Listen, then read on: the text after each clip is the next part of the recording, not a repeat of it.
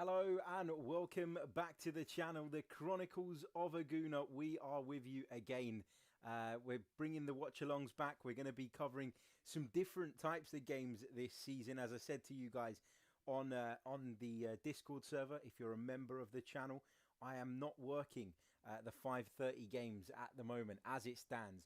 Therefore, I've got some free time. I'm going to be watching them anyway, so I thought, why not put together some watch-alongs? And we're not just going to be picking the games from the Premier League. We're going to be looking around Europe to determine which games we think will be the best game to cover. And looking at the fixtures today, for me, as a big Serie A fan, I couldn't help but get roped in, drawn in, attracted to the game between Inter and Genoa at San Siro. Now, let me know if you can hear me loud and clear in the chat box. Using a different setup again today. Let me just see if I can get it. Volume too low? We'll turn it up. There we go. That should be better. So yeah, brilliant. Looking forward to bringing you guys a watch along. We're going to be doing this, as I say, every Saturday night. It's our new Saturday night football show. Hopefully it'll run a little bit smoother next time when we start up. The volume should be a little bit better now as we've tweaked some of the settings a little bit. But I'll be bringing you a game each Saturday, unless, of course, Arsenal are playing at home, in which case I'll be at the game and I won't be able to do it. So we're going to be covering this one today, but we're also going to be keeping you across the other games as well. We're going to keep you across the game going on in the Premier League between Brighton and Hove Albion and Watford. We're also going to be keeping tabs on Bayer Leverkusen versus Borussia Monchengladbach. Also, there's another game going on in Serie A simultaneously to this one, and that is Verona versus Sassuolo. So plenty to keep across. Just to quickly round up the results from the Premier League earlier on today, and there were some cracking games, I've got to say. I found a channel, it's a foreign channel, where it was basically, rather than showing one game, what they did was they showed one game, but they kept jumping across to all the different games, and I thought it was really, really cool, really enjoyable. A little bit hard to keep tabs of what was going on because it did keep jumping, but it was really, really exciting. Great to see cracking atmospheres again back in the Premier League at some of those grounds, in particular at Leeds. So just to quickly run you through the Premier League scores today, if you haven't had a chance to catch up with them. Liverpool beat Burnley by 2-0. Diogo Jota and Sadio Mane with the goals in that one. Aston Villa defeated Newcastle United by 2-0. Danny Ings and Anwar El Ghazi with the goals there. Crystal Palace, managed by Patrick Vieira, were held to a goalless draw at Selhurst Park by New Boys Brentford.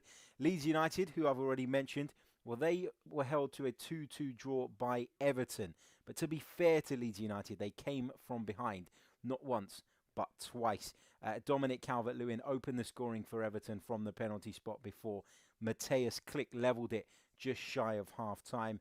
5 minutes into the second half, Damari Gray scored his first goal for the Toffees in the Premier League, but Rafinha pegged Rafa Benitez's side back with 18 minutes to go. So that one finished 2-2.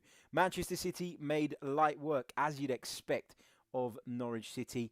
Tim Krul scored an own goal after 7 minutes. Ferran Torres had a goal disallowed just a few minutes after that. Jack Grealish got his first goal for Manchester City, but not the type of goal that you'd expect, actually, from Jack Grealish. He almost bundled the ball in. Aymeric Laporte with a third for Manchester City before Raheem Sterling and Riyad Mahrez added to make it 5-0. I can see some of you still saying that it is a little bit quiet, the volume. I don't know why that is. To me, on the volume thing, it looks like it's coming across okay, but let me just up the output sound and maybe that will make a difference. How about now? Let me know in the chat box if that is any better. If not, I'll have to change microphones during the stream, but I thought I'd use this one so I could sit back and relax and enjoy the game along with you guys rather than leaning forward the entire time. But if it's a problem, I will change it. Remember, this is our first Saturday night live show, and yeah, not the ideal start. really, is it? But let's take you through the two teams anyway for the game here that we are covering, the game between Inter and Genoa, live from San Siro. And there's a couple of, I'm not going to say surprises, because I think it's something that people expected. It's something that I should have remembered when making the artwork for this stream, but I didn't. So more fool me. But for Inter, they line up as follows. Samir Handanovic is in goal. A back three that served them so well last season of Milan Skriniar, Stefan De Vrij and Alessandro Bastoni. Matteo Darmian and Ivan Perisic are the two wide players, with a midfield trio of Nicolo Barella, Marcelo Brozovic and new boy Hakan Çalhanoğlu. Stefano Sensi plays just in front of the midfield and provides support to another new boy, Edin Dzeko, who's of course joined the club from Roma. Genoa line up as follows. It's Salvatore Sirigu in goal. Back three of Zinho van Huysden, Davide Birashi and Domenico Crescito. Cambiasso, Hernani, Badel, Sturaro and Rovella are the midfield, with Yaya Kalon and Goran Pandev up top for the visitors. So kickoff is just around the corner. The two teams coming out onto the field. Genoa making their way out first, and it is not a full San Siro, but there are fans in the stadium, quite a few fans, and that should make for a very, very interesting atmosphere. Of course, Inter playing their first game of the season.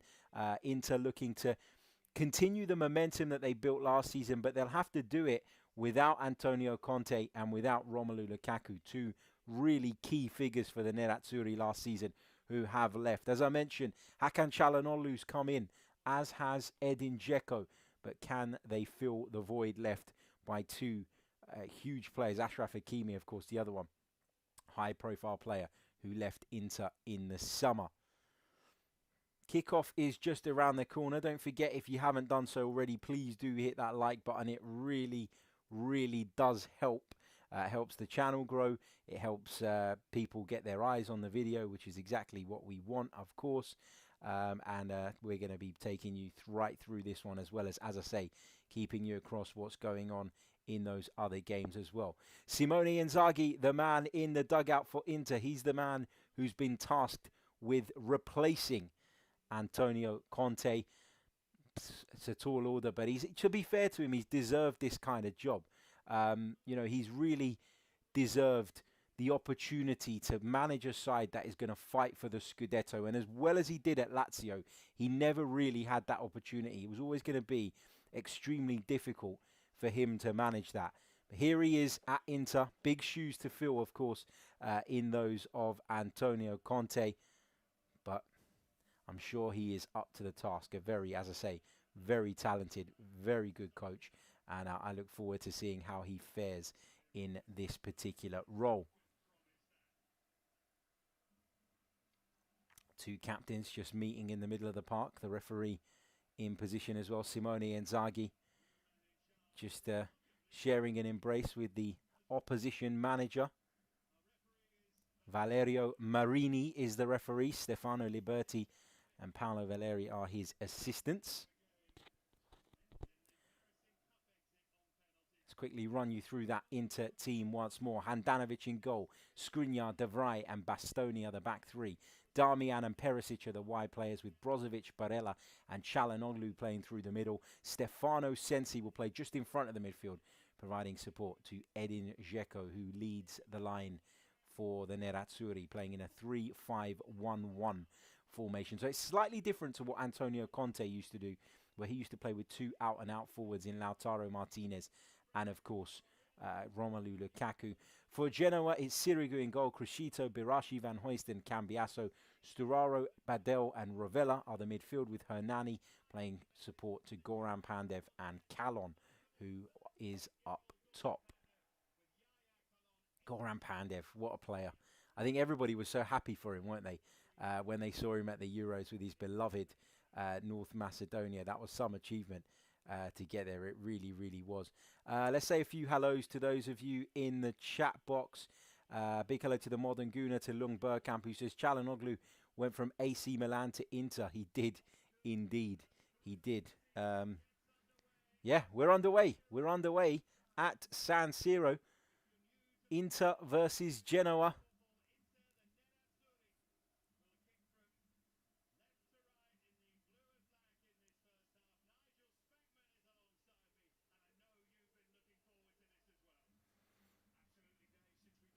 Here's Stefan de Vrij on the ball. In the centre of the Inter defence. Hope everyone can hear loud and clear and can see clearly. I know that the volume's not as high as some of you would like it to be, but I promise I'll do something about that. I'll try and do something about that at half time. We'll see if we can make a difference on that.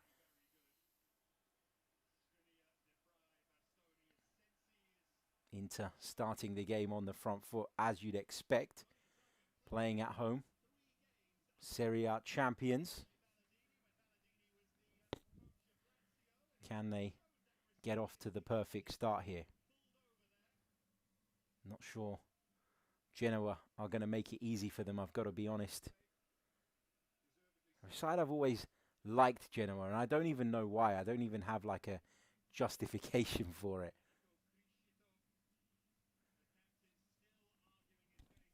Inter with a free kick and an opportunity to get the ball into the penalty area early doors. I know there's a couple of issues with the video quality, and that's because I've picked the wrong bloody setting. But I am new to all this OBS stuff. I wanted to make it look cool, and I've maybe overcomplicated a little bit, but we'll sort it out for the next time, I promise. Inter inside the box with de Vrij, volleys it goalwards. It's over the top of the crossbar. He wants a penalty. He's not happy with the challenge he was under there. Ball went in towards the penalty area. It was headed up in the air by Domenico Criscito. Skriniar went up to attack the ball, and he felt a little shove, a little nudge in the back there from the Genoa defender. You can see he just gets nudged off balance there, Skriniar.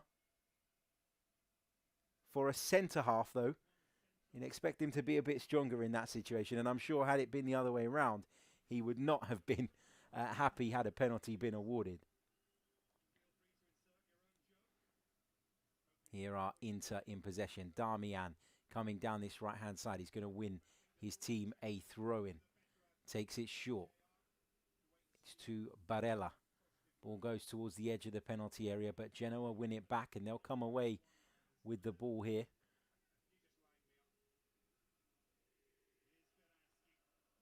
Baraski with the ball forward. Now Skriniar plays it out left, taken under control by Ivan Perisic.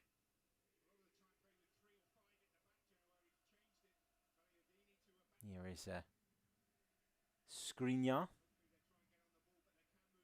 in possession. He's got Darmian on the outside of him. What will he decide to do? Here's Bastoni, young man who made a real big impression last season in Inter colours.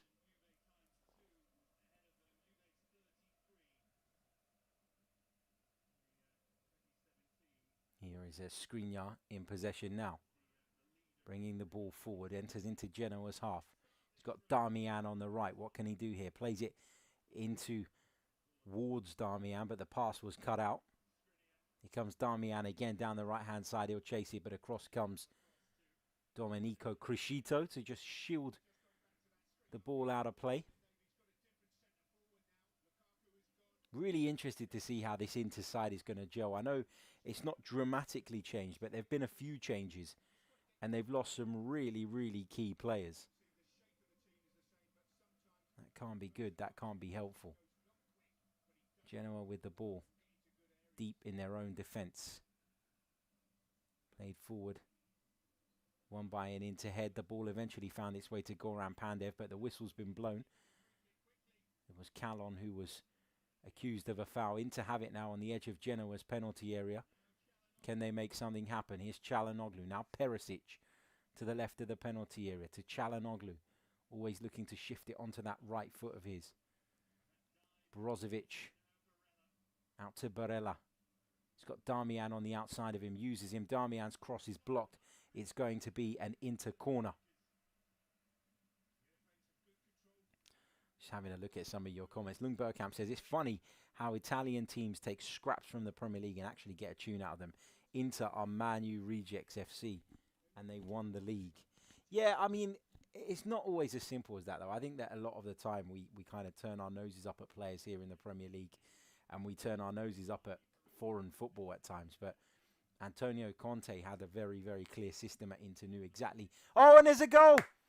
Opening goal of the game, just 5 minutes in, and it's Milan Skriniar for Inter. There you go. 5.5 minutes in, Inter have broken the deadlock. It's the perfect start. It's a dream start for Inter, who might have felt they were going to get a tough game here. Opening game of the season, Genoa had come and were hoping to spoil the party, but Simone Inzaghi's Inter have taken the lead already. Çalhanoğlu's brilliant delivery, outswinging corner, puts it right onto Skriniar's head. On the edge of the 6-yard box, he jumps powerfully, strongly, and just guides the ball into the corner. Past Salvatore Sirigu in the Genoa goal, who could do nothing about it. Powerful header, powerful finish, and Inter lead already. Perfect start. And I was just saying, we were talking about the that whole thing about, you know, players maybe not looking so good in the Premier League and then getting the opportunity to go elsewhere and show what they can do. And a lot of that is due to players just not necessarily fitting in, not fitting into certain systems. If you look at Antonio Conte's team, for example, Antonio Conte's system, it was, you know, he knew exactly what he wanted from certain players, and he managed to get the right players in at certain times and from certain clubs to make sure that he could get the maximum out of his team, that he could get the best, that he could get them working as in a, you know, fluid system. And he's done exactly that over the years. But now is a new challenge. A challenge for Simone Inzaghi to continue the success that Antonio Conte started at Inter in his couple of years in charge. Genoa restart the game. We've got 7.5 minutes on the clock.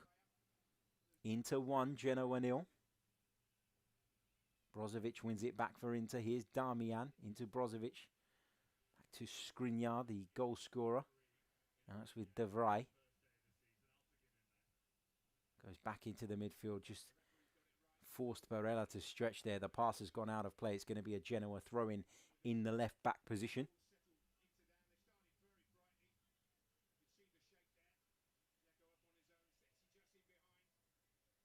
Kev says, great header. It was a great header indeed. In fact, it was a fantastic header.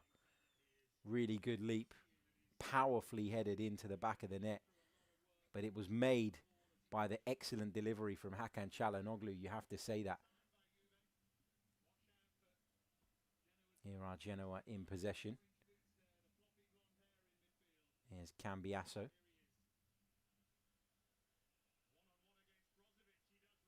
Great work there from the Genoa man as they come forward. Genoa with a chance. It's a shot from Yaya Kallon, but he just didn't get hold of it properly. Just completely miscues it, Yaya Kallon. You could see what he was trying to do. He was trying to go for the far corner, trying to catch Samir Handanovic out. But it was well wide in the end. And Inter get away with that one, you have to say.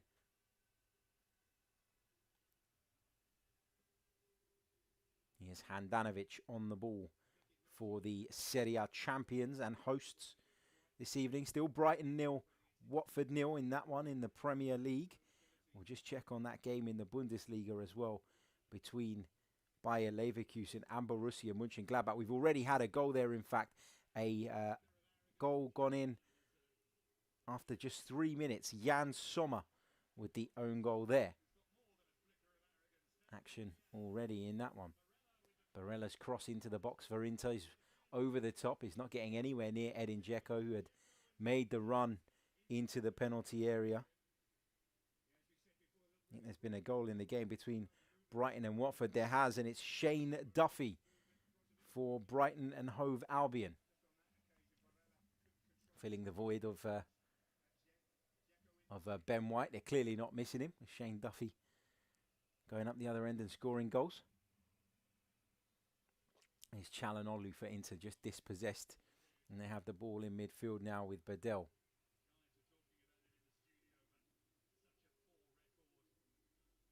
Here is Andrea Cambiaso for Genoa. Now it's with Van Huysden. Back on the ball again, the Belgian defender.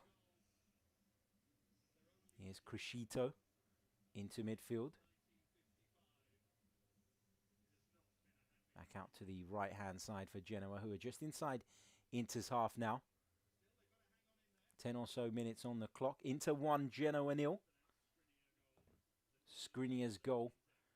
The difference between the two sides at present. Feel free to get any questions, anything you want in the chat box. And don't worry, we can have discussions outside of this game as well. I'm more than open to doing that.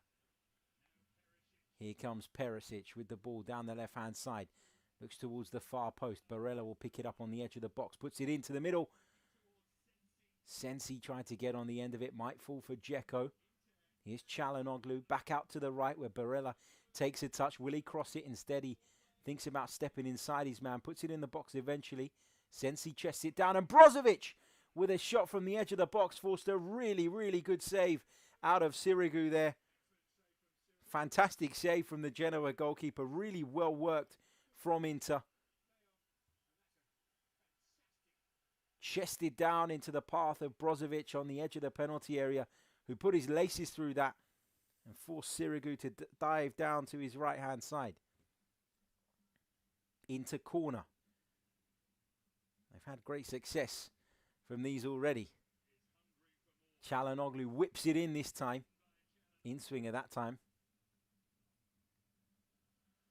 Yo-Yo says, your opinions on Locatelli getting his dream move in the end. I think it was always on the cards. You know, we were quite keen on Locatelli. We know that. I know a lot of Arsenal fans were big on the idea, me included. I would have loved to have seen him come to the Emirates Stadium, but unfortunately it wasn't to be. And I think it just goes to show the power that the player has. But equally, would we have been pleased to have him is a stupid question, because I think we'd all have liked to have seen him playing for Arsenal. But if his heart wasn't in it, then I don't think you can really go and spend 35, 40 million pounds to bring him in. I think that's just the way it is. Italian players tend to prefer to stay in Italy. We've seen that over many years. They're one of the nationalities in football that they don't move abroad that much, and they don't really need to, because their league is very good. It's like the Premier League. You don't often see that many English players kind of playing abroad. You've seen it a few more times recently, a little bit more frequently than you might have seen it previously, but it's still not something that happens all the time. And in Italy, it's been like that for a long, long time, and I don't expect it to change. And listen, I'm a massive Serie A fan, so I understand why people want to stay there. I think it's a fantastic league. Here come Inter again. Oh, my word! What a debut goal that is from Hakan Çalhanoğlu. My word. He has struck that from miles out. It's an excellent finish. And Inter are 2 goals to the good inside 14 minutes here at San Siro. Fans back in the stadium. Serie A is back, and Inter are already looking brilliant. Simone Inzaghi will be delighted by what he's seen from his side in these early stages. But that is some goal from Hakan Çalhanoğlu, who takes the praise from the Inter fans in the stands. Lovely 1-2 between him and Dzeko. He took a touch, and from just outside the D, he smashes it in towards the far corner. Sirigu at full stretch dives down to his left, but can't keep it out. Brilliant goal. Very aesthetically pleasing, it has to be said. The way the ball kind of just bounced before it went into the goal as well was fantastic. Sirigu with no chance whatsoever. Inter in the driving seat here. It's Inter 2, Genoa 0. And we're just 14 minutes in.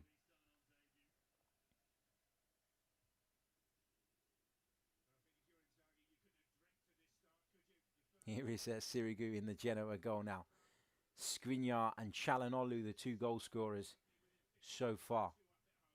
Barella goes into a challenge there. But Pandev, former Inter man, of course, goes down under a challenge just inside his own half and wins his team a free kick.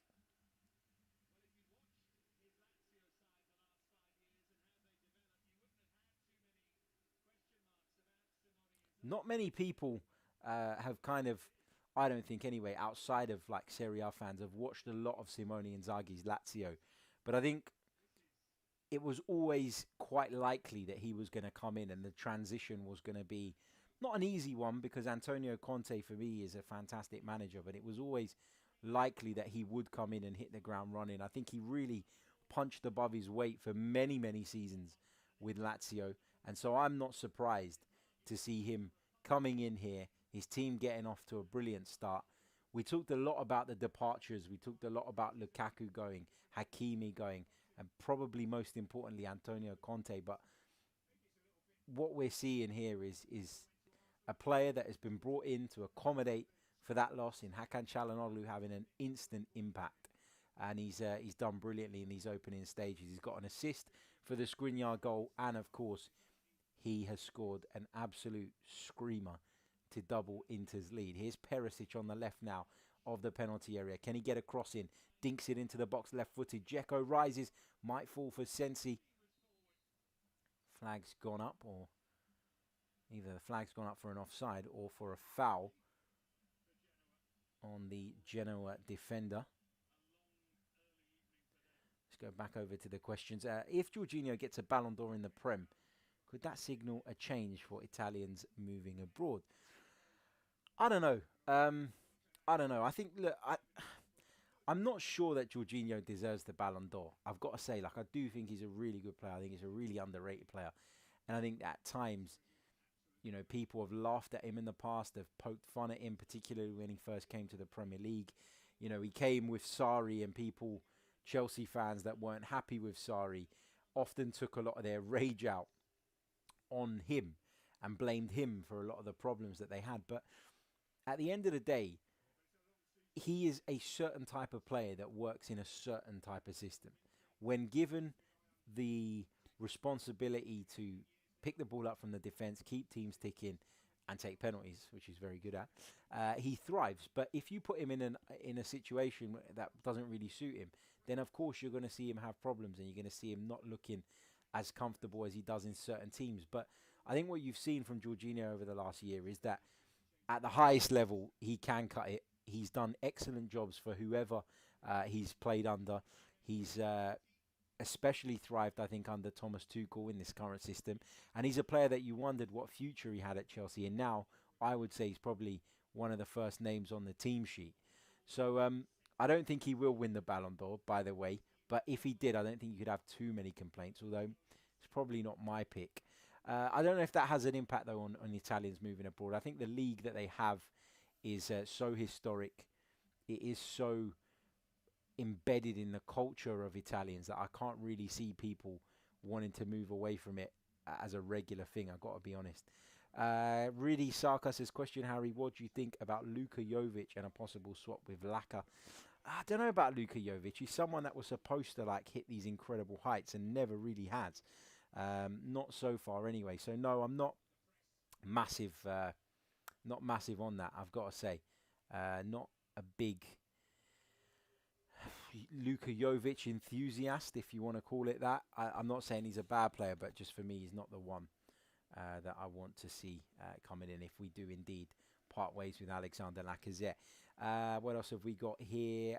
Chitia says, Forza Inter from Belgium. Hope you're well, mate. Footy Fact says, thoughts on Pedro moving to Lazio.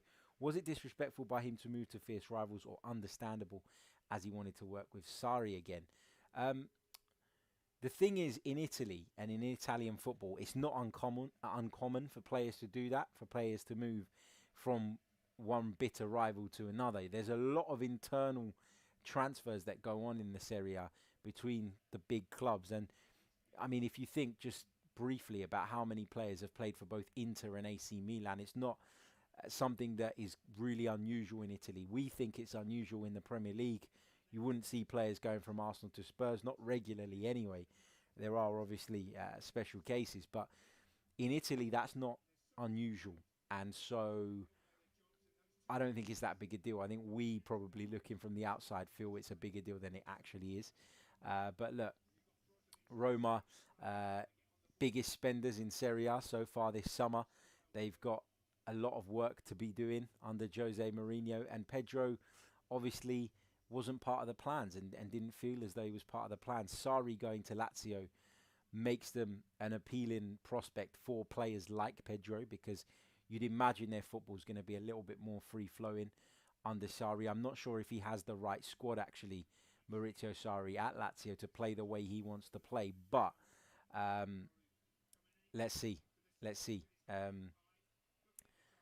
how he does there. But Pedro is a quality player, obviously, in the latter years of his career. But I'm sure he'll do a decent enough job for Lazio. Let's go back to the live chat.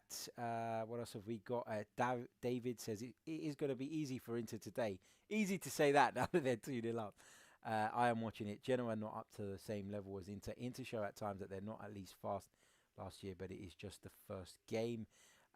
Big good evening to Inter, who joins us. JM says, Ange Postecoglou is a manager to keep an eye on. Won the league in Australia, then went on to Japan and won it there. Now at Celtic, kicked off the season with a 6-0 win. Did he start the season that well? I thought Celtic had a bad start to the season. I thought they lost at Hearts. Maybe I'm wrong. But let me know. Maybe I'm wrong. Maybe I'm thinking of something else. But, yeah, he's got a Greek surname as well. Why wouldn't you want Postecoglou to do well? Here are Inter in possession just in the midfield with Brozovic. Plays it right to Skriniar. That's with Barella in midfield. Goes back to Skriniar, the man who opened the scoring at San Siro this evening on our Saturday night football show, which we're going to be bringing you every Saturday where I'm not working or at the Arsenal. There you go. That's nice and vague for you.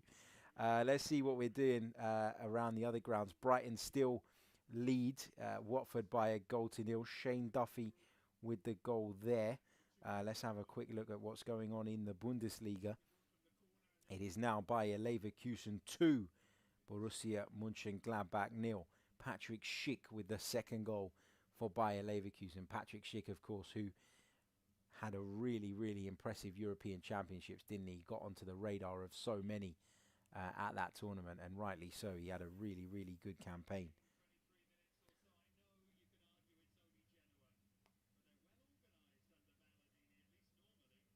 Don't forget, if you are watching us live at the moment, please do hit that like button. It really, really does help. I recognise we're not going to get as many numbers as we do on the Arsenal content, but you guys have asked for more general content, and we're going to bring you some of that as well. And I'm watching the game anyway, so what difference does it make if I sit and talk about it with you guys live? Here is Bastoni at the back for Inter. Just plays it square to Stefan de Vrij. Back to Bastoni. Takes a touch. And then with his left foot plays it out to Perisic on the flank. Looks to drift infield Ivan Perisic as he does so often. Nice ball down the line. Ball gets whipped in towards Darmian on the right side of the Genoa penalty area. Dinks it in. Dzeko takes it on the chest and tries to turn. Edin Dzeko gets his shot off in the end, and it comes off the corner between the crossbar and the post. He's appealing for a corner there, Edin Dzeko. Didn't think he would be able to keep that alive because the cross from Darmian was behind him. He had Crescito for company, but he swiveled so quickly and managed to get that shot off. It's a really good effort from Edin Dzeko, showing at 34 years of age that he's still got it. It's going to be another Inter corner. They've been really dangerous from these so far, and Hakan Çalhanoğlu coming in brings one hell of a delivery to that side, doesn't he? His corner blocked that time by the Genoa forward. Yaya Kallon in the way there. I'm not convinced he was far enough away from the dead ball, if I'm being completely honest. Just having a look at that Dzeko effort again. Took it on the chest. Lovely swivel. Almost caught Sirigu out. Did take a slight deflection on its way, which might have explained that unusual loop. Inter says, feels nice tonight. Don't have to debate the majority of your audience about Arsenal. What you boozing on, Harry? I'm not actually boozing on anything. I'm drinking lemon squash because I'm an old man. on a Saturday night. Yes, lemon squash. Might have a drink a little bit later on. There is a cooling break taking place in this one, 25 minutes in. I'm assuming the temperatures are at a certain level in Milan, which allows for that. Not quite as warm here in London. Footy Fact says, Harry, how do you think Abraham will do at Roma? Really interesting debate that. Really interesting discussion. I'm not really sure, if I'm honest. I'm not really sure how Tammy Abraham's going to fare. I always think that physical strikers in Serie A have a bit of an advantage. I think that, I'm not saying that's why Romelu Lukaku did so well, but I think it played a part. The fact that he was so much stronger, physical, was quicker. I think that Tammy Abraham will do well in Roma. I think that Jose Mourinho will know how to get the most out of him. He's a player that he obviously knows as well. But I think what you need to add to your game to play in Italy is you need to become a little bit more streetwise. You need to be a little bit more sophisticated in your movement, in your game. And I'm not sure that Tammy Abraham's got that yet. I think he'll develop it just like Romelu Lukaku did when he came to Italy. Because remember, Romelu Lukaku, when he went to Italy, was very powerful, very quick, very strong, always scored goals. But I always said, and I don't know if you agree, that he did lack that bit of kind of sophistication in his game, that know-how, that clever movement at times. And I think he will... I think he developed that under Antonio Conte.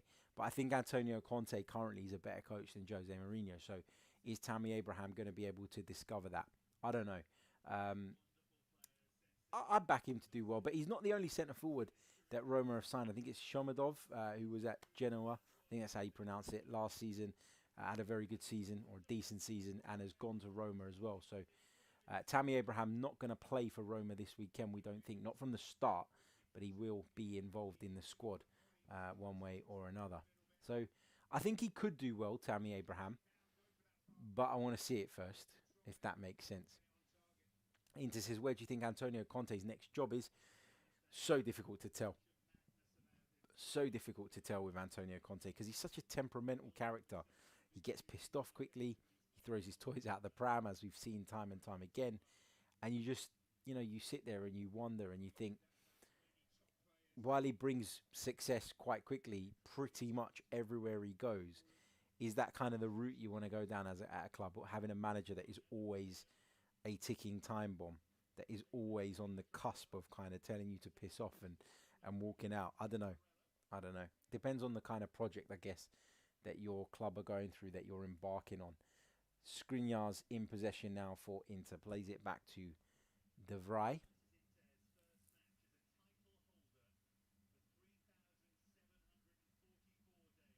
Skriniar. Back to De Vrij. Out to Bastoni. And you can see, similarly to Antonio Conte's system, that the two fullbacks do push, or the two wide players do really push on, and the two wide centre-halves really open up and create that width themselves. Inter coming forward again that time with Bastoni. He just carried the ball so far, tried to cut inside onto his right foot and get the shot off away on the edge of the 6-yard box, but it's really good defending in the end from Genoa. Inter with another corner on the 29th minute. Calhanoglu puts it into the arms of Sirigu, though. Again, though, Calon didn't look as though he was far enough away from Calhanoglu when he was taking that corner, you have to say.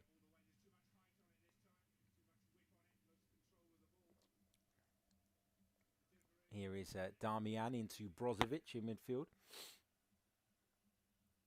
Gets it back from Calhanoglu. Finds Barella to the right of him. He plays it back in field to Skriniar. Looks up. Not much in terms of options ahead of him, so he plays it square to Nicolo Barella. Back to Skriniar. Now Brozovic takes it on the turn. He's got Bastoni square. De Vrij steps into the midfield now. Plays it to Çalhanoğlu and then gets it back.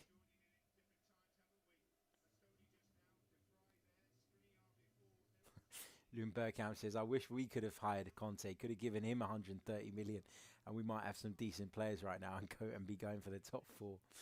Here is Perisic, low ball into the box cutout at the near post. Nice, Sturaro. Callum back doing some defending for Genoa, lays it off to Biraski, clears it long, but Inter pick it up again on the halfway line. They've got Genoa pinned back in their own half at the moment, not allowing them to come out. Çalhanoğlu into Dzeko, looked for the movement of Sensi there, but Genoa win it back. Here's Goran Pandev, just caught the Inter man there with a flailing arm, Goran Pandev, as he went down. Not sure it was intentional, but Nicolo Barella is down on the ground. Referee's going to have a word, I'm sure. Just sticks his arm out to protect himself there, Goran Pandev. Feels like Barella kind of runs into it. And you can almost see instantly by the reaction on Pandev's face that he doesn't mean to catch Nicolo Barella there. I wonder if the officials will take a similar view to that, though. Pandev just having a word with the referee. Barella questioning why on earth the card hasn't come out for the North Macedonian captain. Of course, retired from international football after that maiden tournament.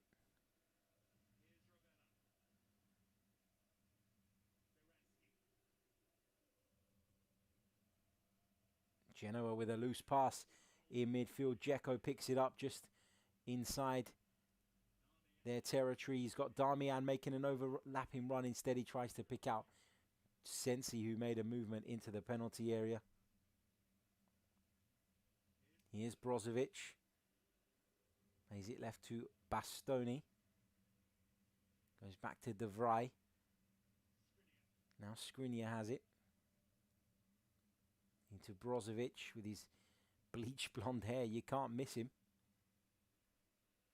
Here's Çalhanoğlu into Sensi, just trying to let it run across his body and was stopped in his tracks. And maybe Genoa can break now.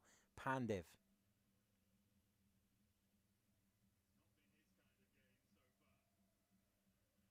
Here is Andrea Cambiaso. Badel. Into Pandev, takes it under control brilliantly actually with his left foot, but his pass out towards Sturaro on the right hand side was a really, really poor one. Balladini, the Genoa boss, watching on from the sidelines with his sunglasses on. Don't think the sun's that much in his face, but anyway. Looks cool, I suppose. 33 minutes on the clock. Inter 2, Genoa 0. At San Siro, the perfect start for Simone Inzaghi thus far. Sensi tries to win the ball back after a poor touch, and the referee blows his whistle and gives a free kick Genoa's way. Lots of you having that debate about Antonio Conte, whether Arsenal could even attract a coach of that caliber nowadays. I'm not sure we could. Antonio Conte is right at the top level of management at this moment in time, and Arsenal are not operating as a top-level club as things stand. That's the reality of it, you know. There are lots of managers that would love to manage Arsenal, of course. We're still a huge football club, but, you know, it is what it is. Ball played forward by Crescito in towards Callum, but it's gone out for an Inter goal kick, which Handanovic is in no rush whatsoever to take. So good to see fans back in the stadiums, though, isn't it? Because, you know, leagues all over the place were affected and were spoiled and in my opinion, really damaged by the lack of fans last season. It just made it a much more difficult spectacle for those of us watching on. But to see the fans back in the Premier League has been brilliant, and it's made a massive difference, I think, to the quality of the games, to the intensity at which they're played. You know, in so many ways, it's just so great to have them back, and it's great to see that we've got some in the Serie A as well, because especially for those big games coming up, those derbies, to have them played in empty stadiums is not quite the same. Still Brighton 1, Watford 0 in that game at the Amex Stadium. Let's have a look at what's going on in Germany as well. Do we have any update there? We don't. Still 2-0 there as well. Here is De Vrij in the heart of the Inter defence. Finds Skriniar. Nice ball in behind to pick out Sensi. I'm not sure if he's onside there, Sensi, but he tries to cut it back to Çalhanoğlu. His pass was cut out anyway. But I'd be interested to know if he'd strayed into an offside position there, because at first glance he looked as though he might have. Going to be an Inter throw-in anyway on the right that Darmian is going to take. There has been a goal elsewhere in Serie A, and it's Sassuolo who have taken the lead against Verona. So we'll get you up to date on the goal scorer in that one very soon. Here's Sensi, puts it into the box, just over the top of Dzeko's head. Comes to Brozovic, edge of the box, left-footed, shot blocked, and it goes over Sirigu's goal. It's going to be an Inter corner, another one. Another opportunity for Çalhanoğlu to provide one of his pinpoint deliveries. He honestly couldn't have started his Inter career any better. I think he's been sensational in this opening 36 minutes or so.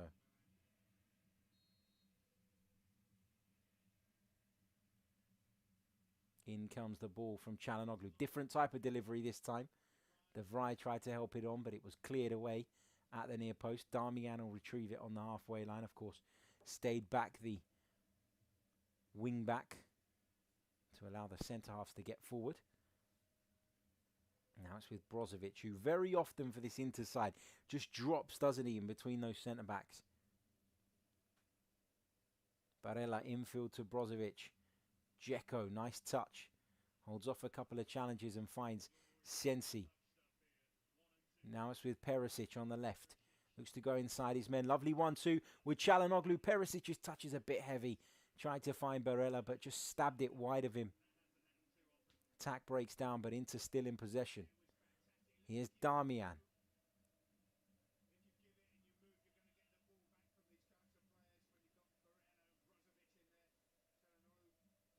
"37 minutes on the clock. Inter 2, Genoa 0. Might as well sit back, relax, because Inter are very relaxed here and very much in control. Here is Sensi. Back to Bastoni. Sensi again, pulling out into different positions. He's played that hole really well, hasn't he? That position in between Ed and Dzeko in the midfield, I think he's linked them up brilliantly in these opening stages. Here's Brozovic, nice touch.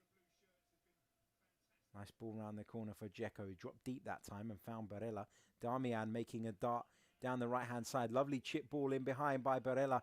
Across comes Criscito to make a key challenge for Genoa there. He's conceded yet another corner, though. Be interested to see the corner count in this first half, because Inter have had so many in this opening 38, 39 minutes or so. Again, it's going to be Çalhanoğlu to deliver it. You know, Inter have got quality set-piece takers, but Çalhanoğlu just takes it up to another level, doesn't he? You've got to say. In comes his delivery, met by Dzeko at the far post. I beg your pardon, it was Skriniar who pulled away at the far post there. He had plenty of space, plenty of room. He just couldn't get it under control. He just couldn't control his header. He just lost his balance there at the last minute as well.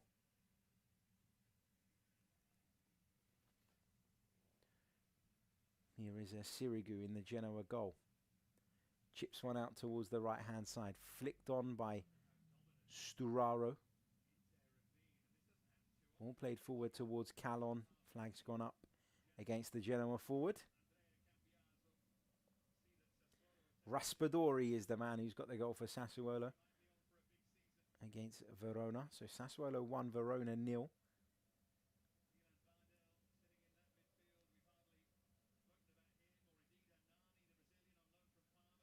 Here's Barella again into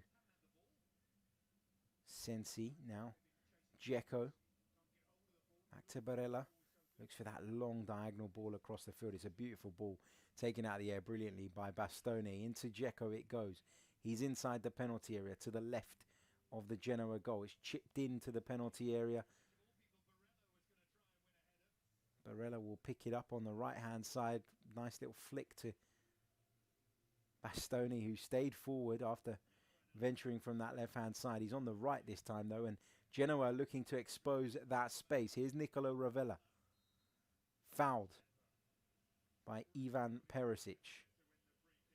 And you saw it, Bastoni had come forward from the left, and he found himself all the way on the right-hand side.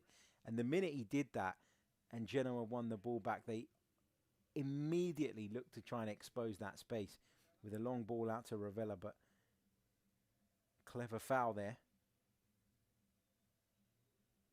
Genoa have taken the free kick and they've lost possession now, but Inter were quite happy to sit behind the ball. Here come Inter on the attack. Here is Brozovic.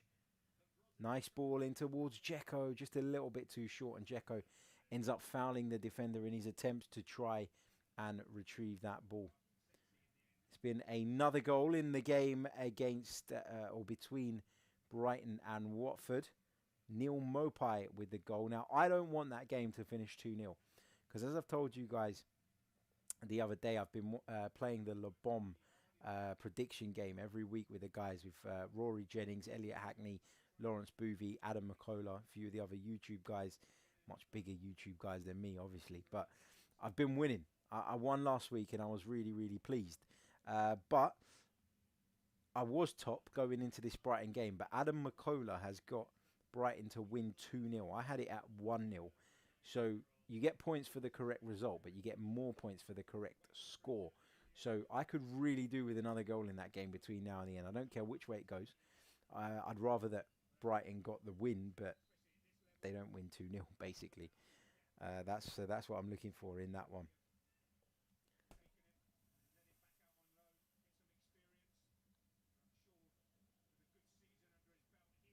Here are Genoa in possession. Ball in field. Pandev will pick it up. He's approaching Inter's penalty area. Goes for the 1-2 there with Sturaro, but Bastoni read it. Just got his body in between man and the ball and shielded it out of play to win Inter a goal kick.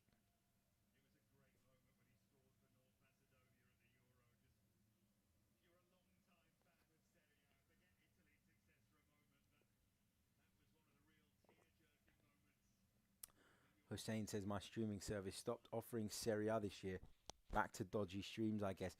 You know what? Last season I got so fed up of dodgy streams when it came to Serie A that I signed up to Premier Sports and I signed up to La Liga TV, as in genuinely signed up, and I spent a fortune. But for me, it was worth it because I do a lot of work on Serie A and I didn't like, you know, having to fight to find the stream every single weekend, especially on those Sunday night 7:45 games. You want to sit down and watch it. But now that it's on BT Sport, I don't really watch all that much of La Liga. I think I'm going to cancel it because it's an extra, however much it is a month, 10, 13 quid or whatever it is. And I don't even really watch it. Well, I definitely won't watch it now that Serie A's on BT Sport. In goes a delivery from the right-hand side, headed up into the air. Skriniar with a clearance for Inter. Not a very long clearance, and Perisic has to bring it down under a challenge from Sturaro. He's lost it. Perisic, Genoa inside the box here. Pandev with a shot. Blocked brilliantly by Brozovic, who was on the stretch there. But Genoa winning the ball up, high up, and doing it again here. Here's Callon for Genoa. What a chance that is for Yaya Callon. He took the ball on the turn and he shot left-footed. It was always going away from Samir Handanovic's goal, but he peeled off of Skriniar there. Was picked out brilliantly by his teammate. It's an excellent turn, but with his left foot, he's just dragged it wide of that far post. Samir Handanovic will be counting his blessings there. That's a real chance for Genoa. It was a real chance for them to get themselves back in the game.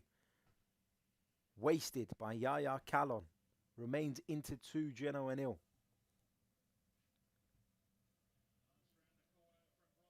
Here's Dzeko with a ball out to the left. Genoa just getting a little bit braver in those last few minutes. Squeezing up the pitch. Putting Inter under pressure when they're looking to play the ball out from the back and winning it well.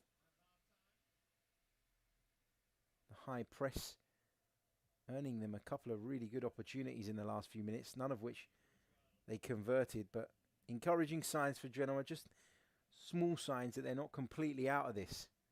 Good ball out towards the left-hand side, taken under control by Perisic.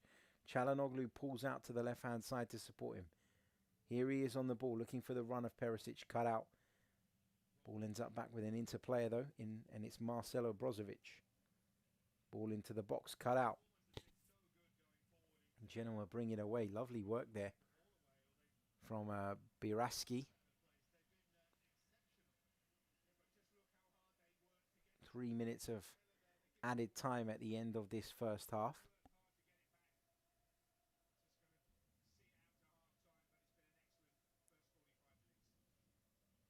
Here's Brozovic. Now Bastoni, Sensi.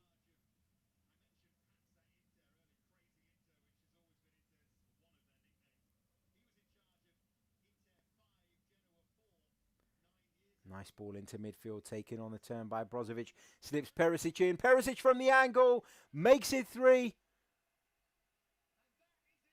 Inter have added a third right on the stroke of half-time. But is it going to be ruled out for offside? Yes, it looks like it is. The flag's gone up against Ivan Perisic. The hesitance in my voice came from realizing that he looked very reserved in his celebration of the goal. He kind of flying kicked into the advertising hoarding.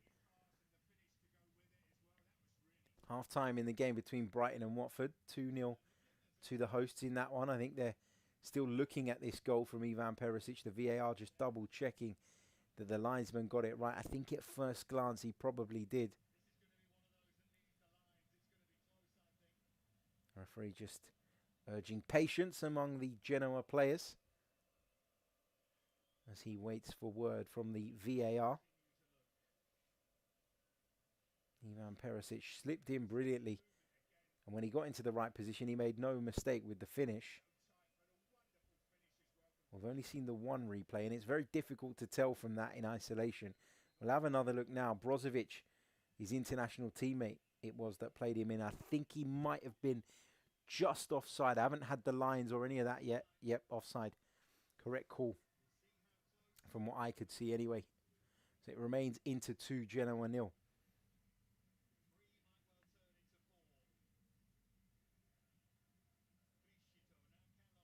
Here's Calon. Been one of the livelier players in a Genoa shirt in this opening half. Here's Crescito. Back to Calon, who's now on the left-hand side. Goes back to Crescito, and the half-time whistle blows at San Siro. It's Inter 2, Genoa 0.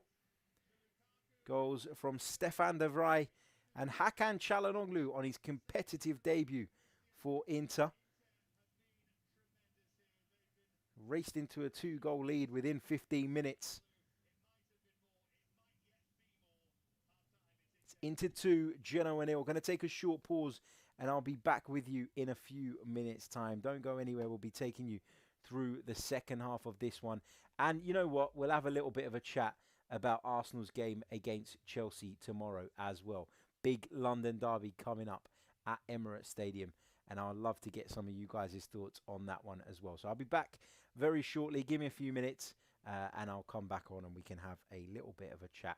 Also, half-time in the game between Leverkusen and Monchengladbach. That one is still 2-0 to Leverkusen. I'll catch you all in a short while.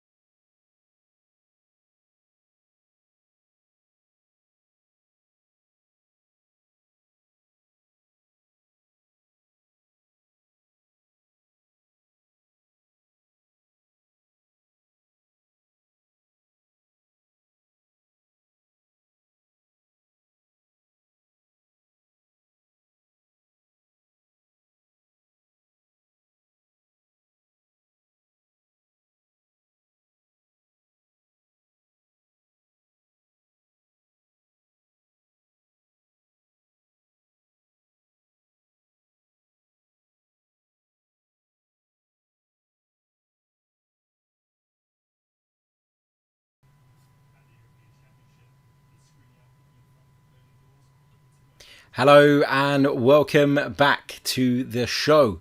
I've changed the microphone over because I know a lot of you were having trouble with the sound, so just let me know if you're getting this through nice and clear in the live chat box. I'm sure it's a lot more clear.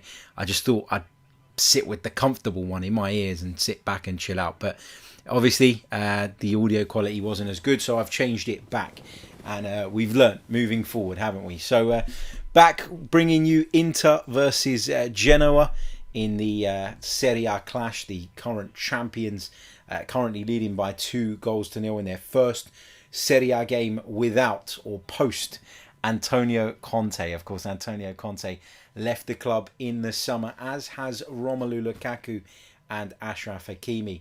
But you wouldn't think it, looking at how impressive Inter have been in this first half. Hakan Çalhanoğlu has really run the show, you have to say.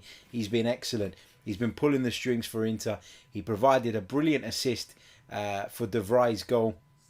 Skriniar's goal. Wonderful delivery into the penalty area, met by the head of Skriniar. And he put it in the back of the net to open the scoring around about 7 minutes in. And then on the 14th minute, Hakan Çalhanoğlu himself played a lovely 1-2 with Edin Dzeko and fired from the edge of the penalty area, giving Salvatore Sirigu absolutely no chance. So it's Inter 2, Genoa 0. Don't forget, if you are watching us live on this Saturday evening, please do hit that like button. It really, really does help. Subscribe to the channel if you are new. And also, get your questions, get your thoughts in on whatever it is you want to talk about. Arsenal have a big, big game coming up tomorrow at Emirates Stadium. The Gunners taking on our London rivals Chelsea. And I know there's a lot of Arsenal fans out there not exactly feeling confident about it. How are you feeling? How are you feeling? What do you think is going to happen? How do you think it's going to unfold? I am not as worried as some Arsenal fans out there. Now, I'm not saying that I expect Arsenal to beat Chelsea, because I don't. That would be silly. Let me just adjust this so it's not there. That would be silly, I think, to say that Arsenal are the favourites in any way, shape or form, because they're not. Chelsea are the European champions. Arsenal had a really difficult campaign last time out and started this one extremely poorly. So Chelsea are the favourites for sure, but I do think Arsenal have got much more chance of getting some kind of result than many would have you believe. Let's go over to the live chat box. We'll come back to the Arsenal talk in a bit, but Nishit says, how are Inter looking without Lukaku? I actually think Edin Dzeko has done a really good job of leading the line so far for them. I really, really do. I think he's been excellent. He's held the ball up well. He's got on the end of things. He's shown that he could still receive the ball in tight spaces and turn and get shots off. I think he's linked brilliantly with Hakan Çalhanoğlu in particular. And that bodes really, really well for Inter, doesn't it? Because both those players have joined the club in the summer. And both of them look like they're going to have an impact this season. Obviously, Lautaro Martinez is absent this evening. He'll be back in the side, you'd imagine, as soon as he's 100% fit, because, of course, Lautaro was involved in the Copa America. But, yeah, I think Inter will be pretty pleased with what they've seen so far. The only thing, though, is that I'd imagine they'd be, interested to see how to. I'd imagine that Dzeko probably won't start every week, I guess is the point I'm coming to. I don't think that Simone Inzaghi will play with 2 out-and-out forwards. I think he'll probably play one with a player just off him, like Stefano Sensi. Could Lautaro be that man alongside Dzeko? I don't know. But if Dzeko keeps playing and performing the way he has tonight, then Simone Inzaghi is going to have a hard time dropping him. I could tell you that. Kim B says, hello, why only 480p max, big man? Honestly, mate, I don't know how to change it. I'm using OBS. I don't normally use OBS. I normally stream directly through StreamYard, but I can't put the score in. I can't do all of that stuff with StreamYard, which is why I've jumped onto OBS today. And honestly, I don't know how to change it. Is it in the camera settings? I don't think it is, because I think the whole stream is in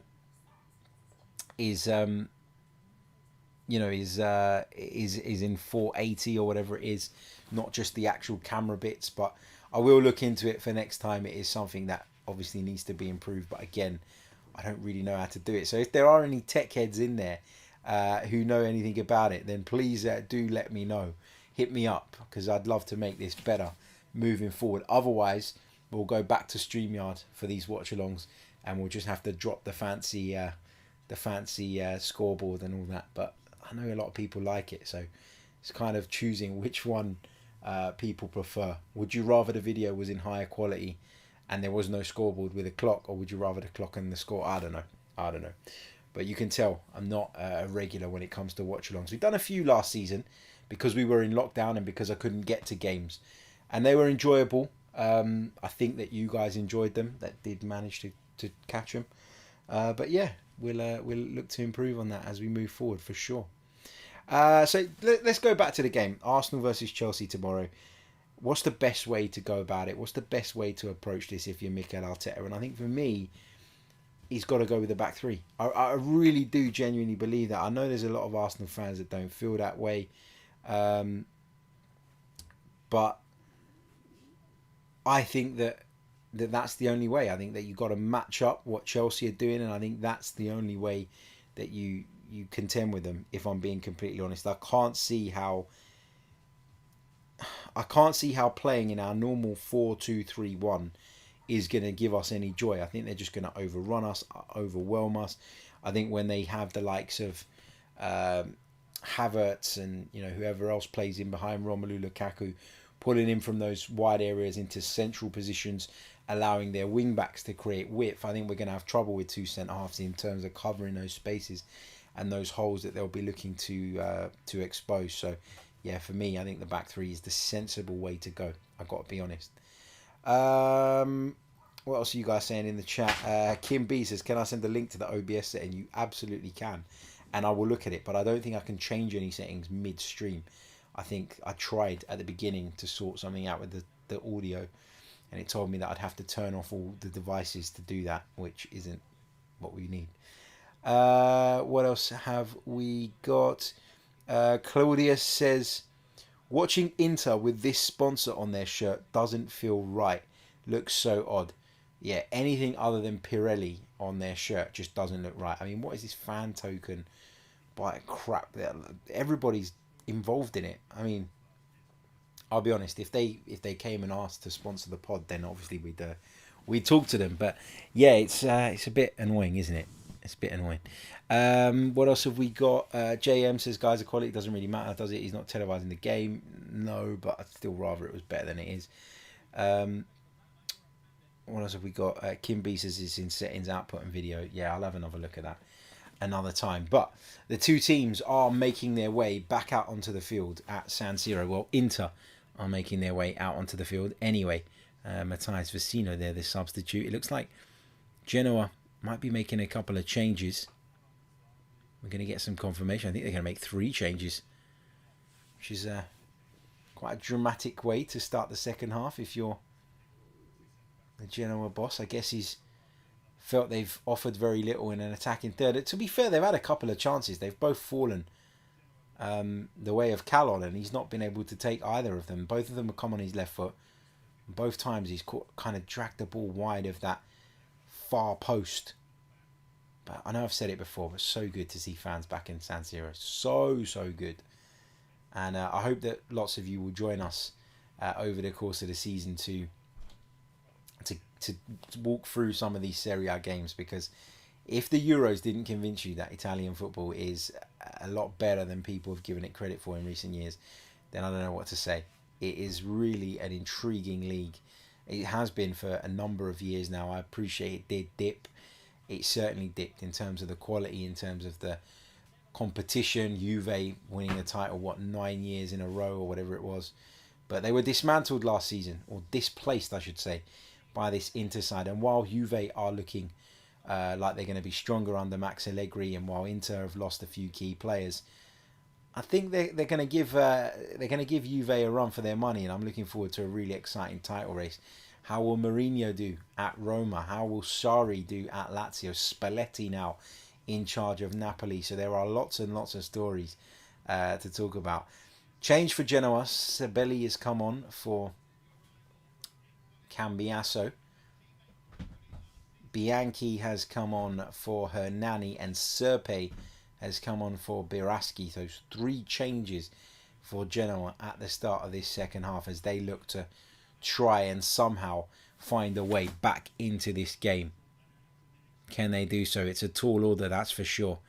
I'm not convinced, but they'll give it a go. They'll give it their best. Referee just making a final count of the players before blowing his whistle, and we're back underway at San Siro.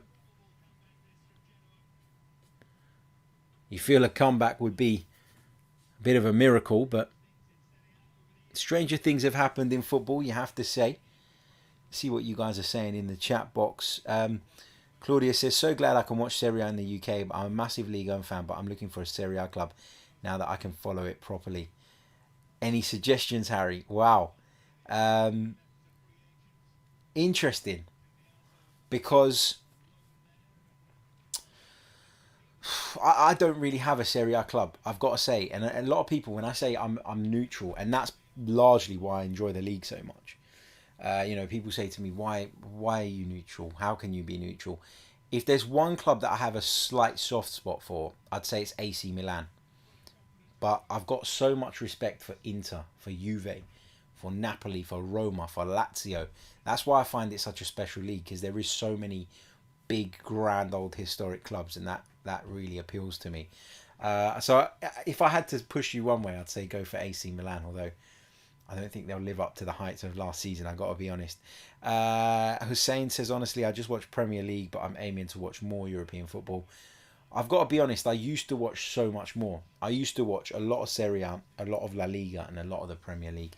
Never really been into Liga, and I've never really been into the Bundesliga, I've got to be honest. But I've got to say, I've gone off La Liga in the last few years. I don't even know why, I just have. I think as my kind of love for Serie A has kind of been reinvigorated, I've drifted away from La Liga a little bit.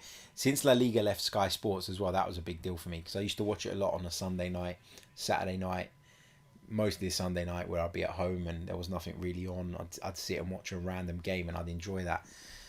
But now that that's gone from there, it doesn't really appeal to me as much. Still into 2, Genoa 0. Genoa with a chance that again fell to, surprise, Yaya Kallon, but straight at Handanovic was a comfortable save. But I tell you what, Genoa have started this second half with a real purpose. They're coming forward down the right-hand side. Opportunity maybe to get the ball in the box. I think they've won themselves a corner. Yep, they have. Early corner for Genoa in this second half. Let's go back to the questions. Nisha says Milan will surprise everyone.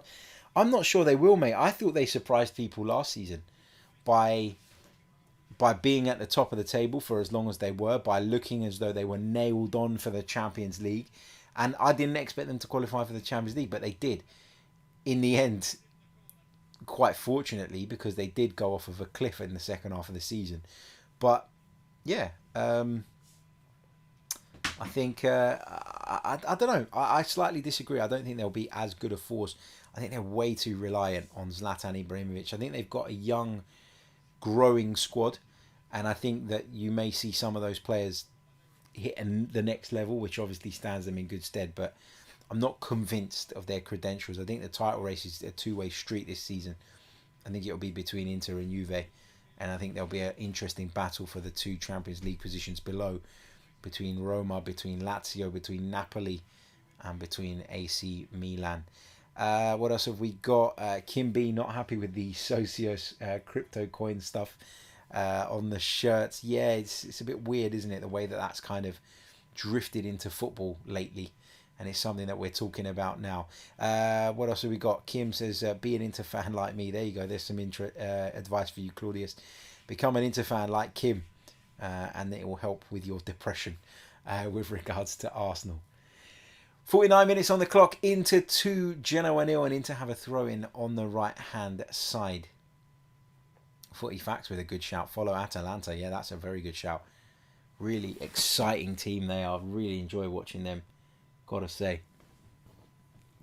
Here is Crescito at the back for Genoa. Back to Sirigu in goal. Goes back to Sirigu once more. Takes a touch. Short pass into the defence. Chip ball forward towards Goran Pandev. But Genoa still have it somehow. Don't forget, if you haven't hit the like button already, please do so. It really, really does help. Okay, I can just checking the volume. It is coming through a lot better since I switched the mics. So apologies for that. But as I say, all teething problems that we'll sort out as we move forward. Here's a Skriniar for Inter. Just turns back and rolls it to Samir Handanovic in the Inter goal. Let's see what we got. Hussein says, what do you make of the Graham Souness criticism? I'm hearing more and more shouts of racism, but I think he's just old, stubborn and out of touch with modern footballers. What's he said now? I haven't caught that. Let me know what he said. But yeah, I don't think Graham Souness is a racist. I mean, I don't know what he said this time around that you're talking about, so please do inform me. But yeah, I just think he's one of those old school guys that just is stuck in his ways, and what you could say in 1980 and 1990 without any consequence is frowned upon by some people now. But I think we have to be mindful of people's generations and the way they are. And you know, I don't know. As I say, I don't know what he said just now, but I don't. You know, I don't. It's not something I've associated him with being in the past.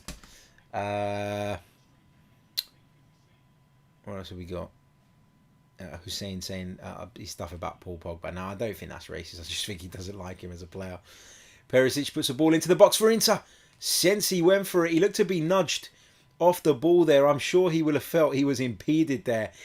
Sensi, not the biggest player in the world, as the ball came in brilliantly from Ivan Perisic, but he pulled off his man, attacked it on the edge of the 6-yard box, just lost his balance there and ended up heading it backwards.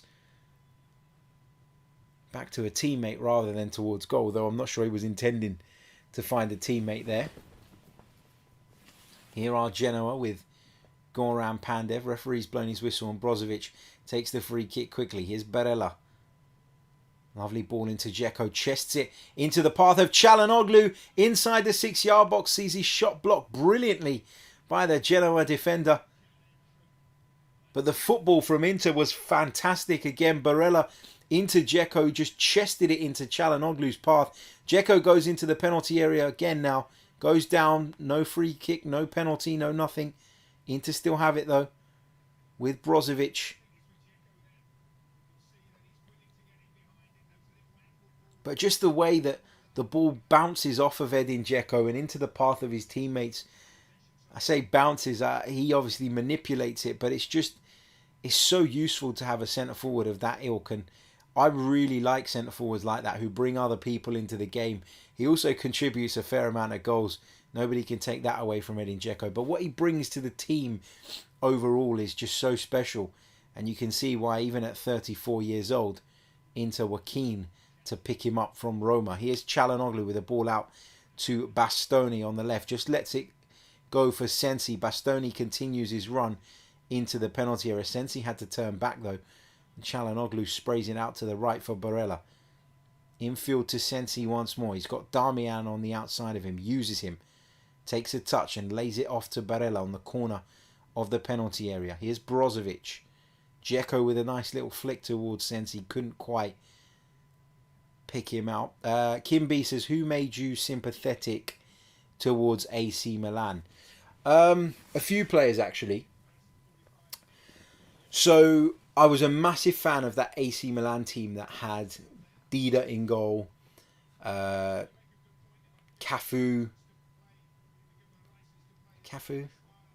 Seedorf in midfield with Gattuso, Kaká in front of them, Pirlo, all of that Maldini, Nesta, all of those guys are what, and Pippo Inzaghi. Pippo Inzaghi was a big factor for me as well. That's the guys that that's the team that I really loved, I gotta say, and that's what made me kind of sympathetic towards Milan as well.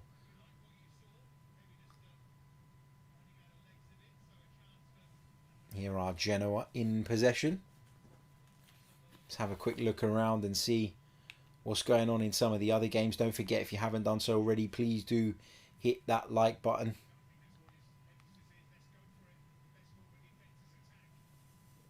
And we will be bringing you these shows regularly on a Saturday. As I say, this is the first one and I never gave anybody any notice. So, yeah. But we will be doing it going forward, and we'll be picking the best game of the weekend, as I say, or the best 5:30 game of the weekend, because it's a slot that I'm not currently working in. 3-0 for Bayer Leverkusen.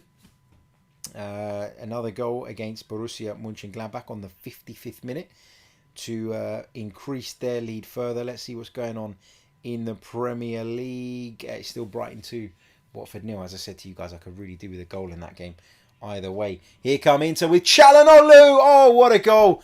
That is from Hakan Çalhanoğlu, but it's been chalked off. I think it's been chalked off for an offside in the build-up. But it was such an excellent finish from Hakan Çalhanoğlu. Again, excellent work from Dzeko. Turned away from his man. Found Sensi, who played it to Perisic on the left. Lovely step over. Cut it back to Çalhanoğlu. His touch, inadvertently, I thought, just flicked the ball up in the air. And he smashed it home into the top corner. It was an emphatic finish from the Inter new boy. But the flag had gone up in the lead up. And so it remains Inter 2, Genoa 0.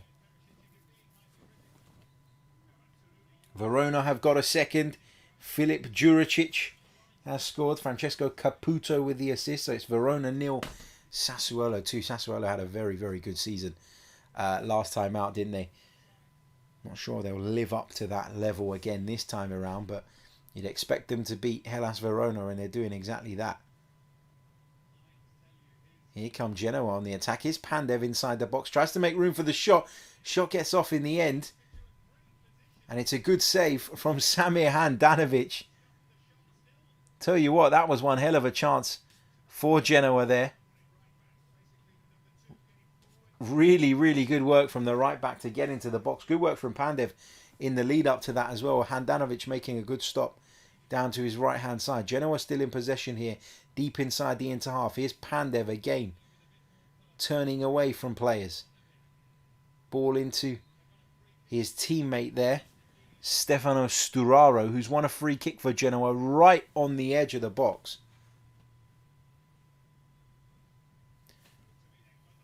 It's going to be a Genoa free kick. I'm not sure it was a free kick, if I'm honest, if I watch it again, but that was a real opportunity just spurned there by Genoa just prior to them winning this free kick. I think it was Sabelli, the man who missed it. But there's a free kick for Genoa now, right on the edge of the penalty area. It's not central, it's to the left, but it's still in a position from which you could shoot. I added the third goal on the scoreboard and shouldn't have, because it was ruled out. I've changed that back now to 2-0. For those of you who might have been tuning in and feeling a little bit confused, here comes the free kick straight into the wall. It's going to be a Genoa corner. It was Nicolo Rovella who struck it. He's the one that's going to take the corner. Nishis says, do you think this is the perfect time for Serie A to push for getting in touch with the major broadcasters and bring up the popularity, given La Liga will go down for a long time now? Yeah, I really do.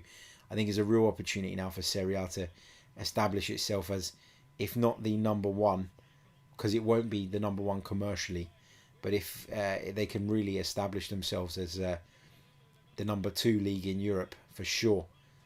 Çalhanoğlu just misplacing a pass there as Inter broke forward with numbers, and very, very quickly Genoa having to take more risks now, understandably so. 58 minutes on the clock, they're 2-0 down, and they're going to have to take those risks, but that will of course leave spaces in behind, won't it, for Inter to exploit, and we know that they have the players to do exactly that.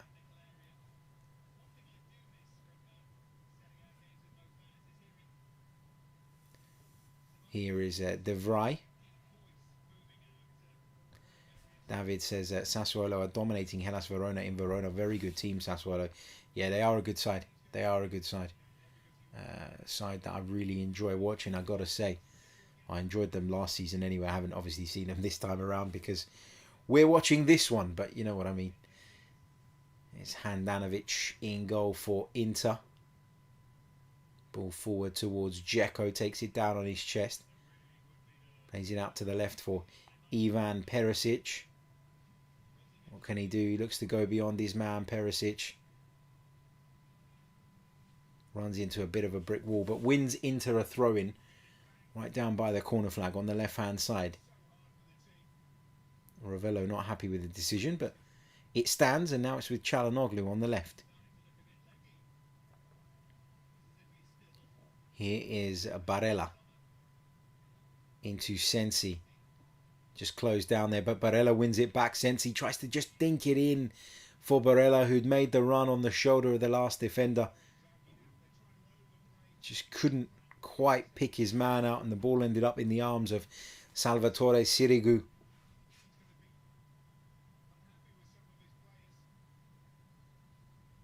Challenges flying in now. We're just seeing the replay of that offside decision.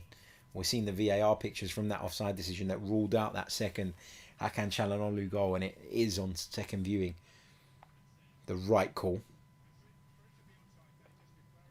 Just frustrating, isn't it, when you can see someone kind of looking right across the line and still going that little bit too early and messing it up, essentially. It is really, really frustrating. What have we got? Claudia says, Harry, thoughts on Pedro crossing to the other side of Rome? We spoke about this a little bit earlier on, so I'm not going to get too into it. But as I was saying, I know the Rome divide is one that you don't really see cross too often, but you do see the big clubs exchanging players or players moving between those two clubs. You do see it in Italy. You do see players moving between big clubs. Maybe not so much Roma and Lazio, but I'm not surprised to see Pedro making the move across the city.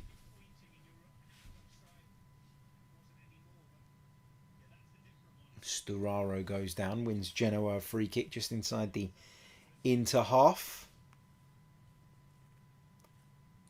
Shot from distance from Ravello is never going to beat Samir Handanovic from there, but you got to hand it to him for ambition. 10 out of 10, in fact, for ambition. But it's well wide. It's well over.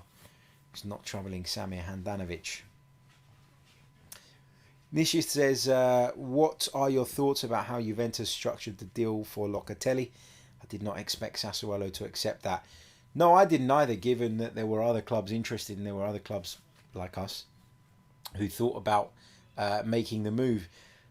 The issue is that Sassuolo obviously are in a place where they want to protect the future of the club, and I guess getting that money, a year down the line or whatever it's going to be, is still going to secure them for a while. You've got to imagine that the budget at Sassuolo is nowhere near what it would be at Inter or Milan or Juve or anybody like that.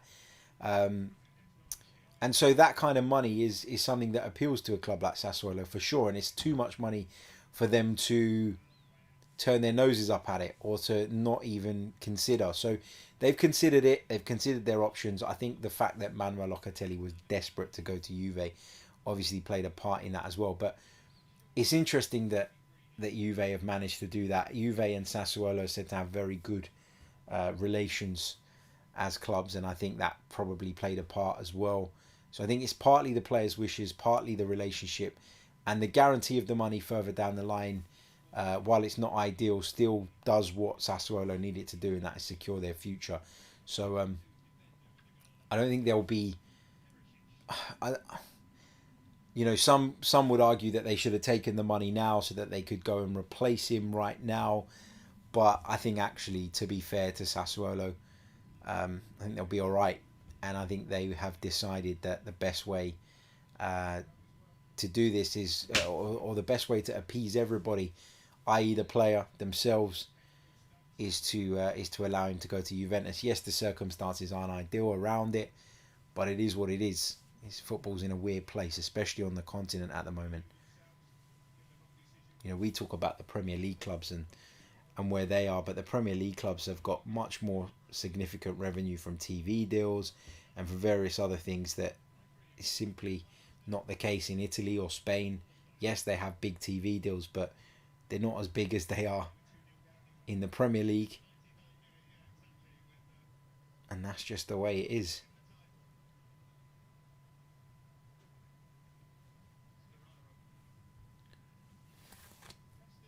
Interesting question this from Kim. He says, Harry, is Samuel Eto'o the best transfer ever among the top clubs in Europe when you take the swap plus cash and what happened next into consideration? Possibly, Samuel Eto'o was a fantastic player, and he really kind of thrived under I think it was under Mourinho at Inter as well, which I wasn't really sure was going to be the case. I always kind of wondered how someone who came from that kind of lavish, stylish Barcelona side was going to adapt in that Inter side, but I thought he did a really, really good job of it, to be fair to him. And yeah, it's definitely up there among the best deals between those big clubs, if you like. Here come Inter, and Barella's been taken out there by Sturaro, who's been shown a yellow card, and rightly so. I mean, that's a horrible challenge on Nicolo Barella, who's clearly getting away from him. And he's managed to bring Barella down, knowing exactly what he's doing. Poor challengers, as I've said. But you do feel if him to get a third, there is no hope for Genoa. You just see he just kind of traps Barella's right leg between his two legs. Goes with one ahead of Barella's right foot and the other one comes in behind. It's a nasty challenge that. Didn't like that at all. 66 minutes on the clock.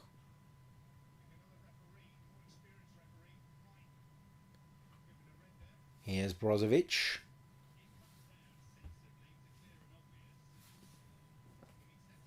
Carrying the ball forward.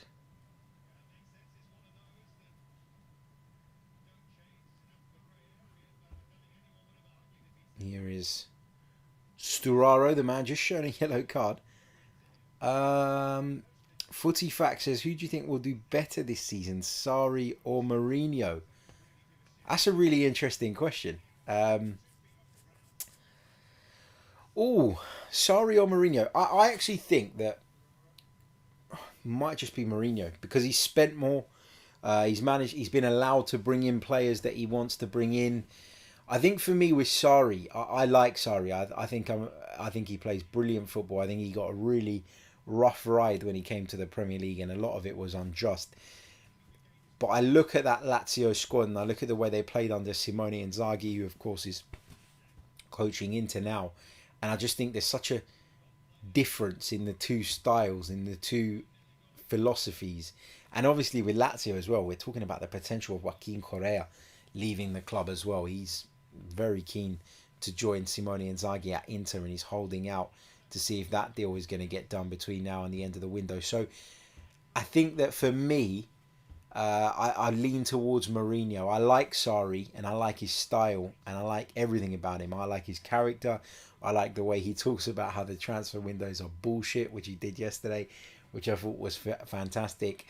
But yeah, I do think that Mourinho will probably have the upper hand on him this season, just because of the squad he has available, but also the players that he's been able to bring in. I thought Roma underachieved last season, and having made some additions, I think they'll do all right under Mourinho, as much as it pains me to say, because I'm not a big fan of him.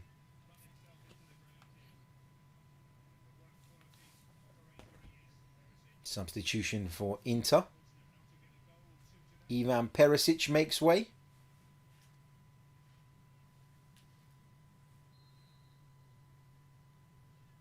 Mid-corner kick coming in from the left-hand side for Inter. Çalhanoğlu walks away. In comes the delivery, left-footed. Might fall to Brozovic. It doesn't. And Genoa look to break away. Sturaro plays it forward, but Inter pick it right back up again. Let's go back to the questions. David says, Barella is a great player for a manager like Tuchel. He fits his style, I think. Both capital teams in Italy are really strong this year. Different styles, 100%, though. I agree. Yeah, I think that's a good way of looking at it. So Federico Di Marco is on for Perisic. I mentioned that Perisic just made way. And Arturo Vidal has come on for Stefano Sensi. Arturo Vidal still rocking that Mohican. Is he ever going to grow out of it? Here he is as he plays a ball forward towards Çalhanoğlu. Wants a handball given against Sturaro. He's not going to get it. Di Marco's done well to win the ball back, and Vidal is inside the box now. Looks to pick out Dzeko. Arturo Vidal's pass blocked, and it will go out for yet another Inter corner. Just over 20 minutes remaining here. Inter 2, Genoa 0. Any news from the Premier League? I need a goal in that game between Brighton and bloody Watford. Still 2-0 though.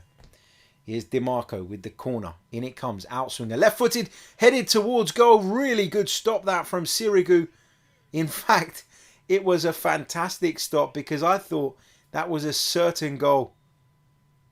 Edin Dzeko was hoping to get a goal on his competitive Inter debut, only to be denied by a brilliant stop from Salvatore Sirigu in the Genoa goal. Another change for Genoa. Sturaro is going to make way for Melagoni.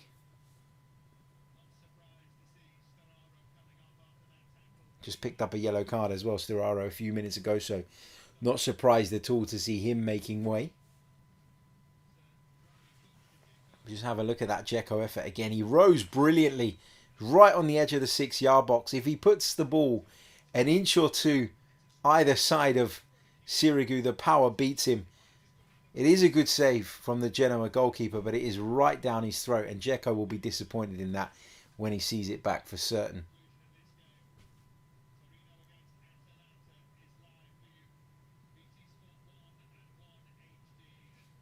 "71 minutes on the clock, having a cooling break here again.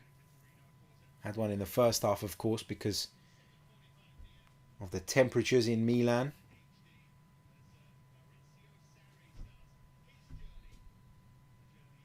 Lautaro Martinez there in the stands. Not available for Inter today.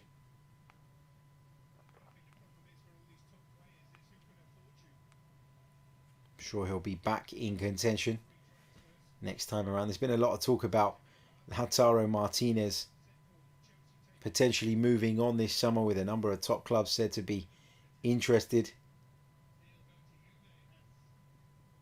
Will that materialise though between now and the end of the window? I'm not so sure. I think now that Inter have moved on Romelu Lukaku, I don't think they can afford to lose Lautaro as well.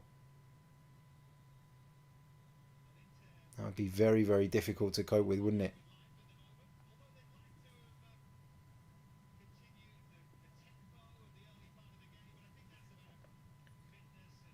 Tempo's really, really dropped here now, and understandably so. Inter being professional in everything they do, slowing things down.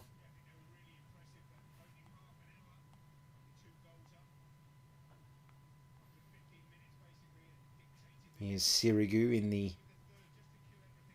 Genoa goal, plays it out left. Ball goes into midfield from Crescito. Here's Arturo Vidal, lays it off. Nice 1-2 there with Brozovic into Dzeko. He's on the edge of the D here, Edin Dzeko. Cuts in onto that right foot, forces a really good stop from Sirigu. Lovely work from Barella, and turned in by Arturo Vidal. Inter have a third, and you can't say it hasn't been coming. Salvatore Sirigu has been pulling off save after save after save this evening. Inter completely dominant, but that was so unselfish from Barella there. Having popped up in that position, he could have gone for goal himself, and instead he pulls off an exquisite little flick, just rolls the ball inside to Arturo Vidal, who was waiting to turn the ball into the back of the net. Edin Dzeko's shot was what caused the chaos inside the Genoa penalty area. He'll be feeling a little bit down in the dumps about the fact that he hasn't managed to score today. But when the ball fell to Barella, as I said, it's a lovely little flick with the instep, infield, finds Vidal, and from the edge of the 6-yard box, the Chilean couldn't miss. Brilliant. Inter says top 4 predictions for Serie A. So my top 2 are Juve and Inter. I haven't decided in which order yet. But then after that, I'm not sure. I think it's really, really difficult to call. Looking at the transfer business and the managerial changes alone, I actually think Atalanta will probably be able to maintain their position. They haven't lost much.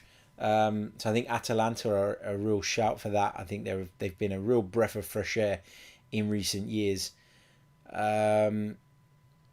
I'm not so sure about Lazio under Sarri, as I've said, because of the style. I'm not sure that the squad style necessarily fits in with what he will bring to the table. Roma are in with a shout, as are Milan. Napoli could do okay under Spalletti. I wouldn't be surprised if they had a good season.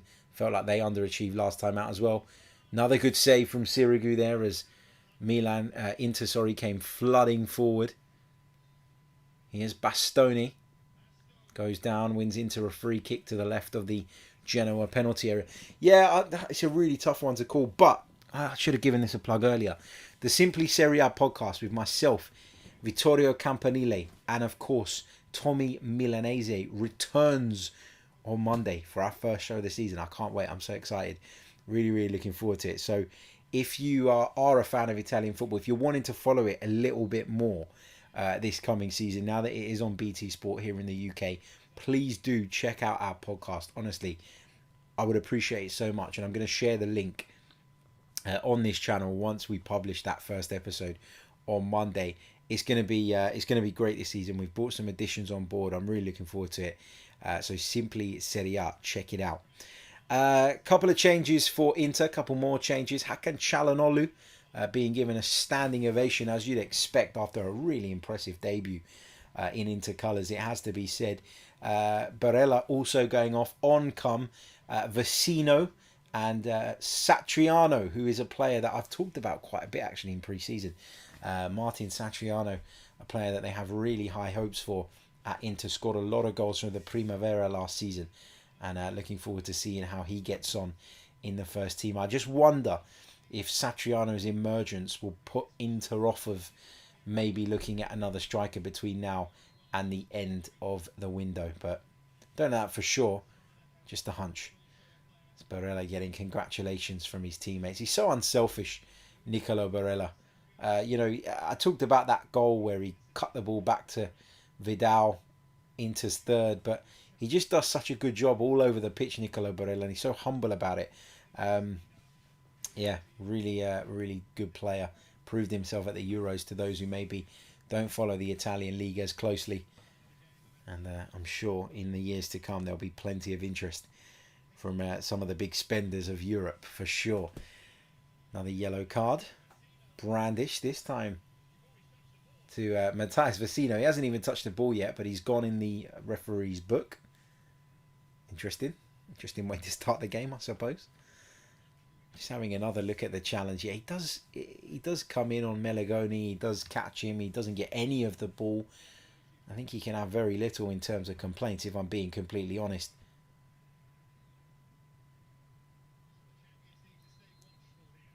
Rovella into the box, headed away by Bastoni, put back into the mix, and then headed away by Skriniar. Not far enough this time though. Ball chipped in towards the far post. Still alive here for Genoa, who almost pulled one back there. Bodies flying around inside the 6-yard box. Ball goes back in and is hooked away this time by Brozovic. Genoa going very, very close to pulling one back here.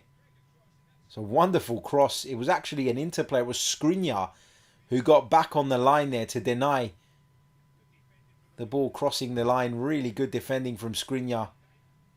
Probably the best moment that Genoa have fashioned in the last 20 minutes or so.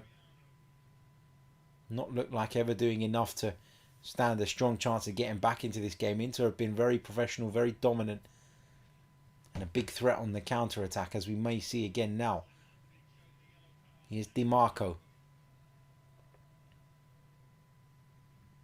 Vecino. Bastoni switches the play. Here is a Skriniar into Brozovic, wearing the number 77 shirt. Nice ball in behind, looking for the run of Satriano. Couldn't quite pick him out. Inter, did you watch French football? I don't, mate. I don't. I watched a bit of Brest versus Paris Saint-Germain last night because,